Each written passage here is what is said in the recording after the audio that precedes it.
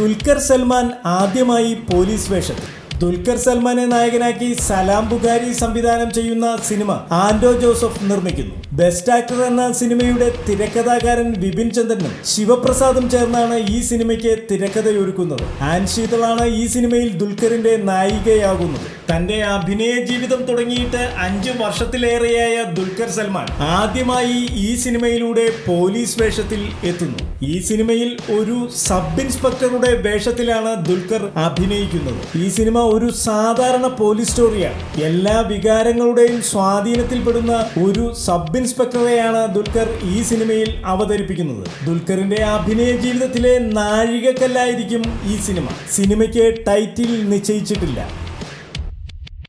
ദിവസവും വരുന്ന ഗോസിപ്പുകൾക്കും എന്റർടൈൻമെന്റ് ന്യൂസുകൾക്കും വേണ്ടി ഇപ്പോൾ തന്നെ സബ്സ്ക്രൈബ് ചെയ്യുക.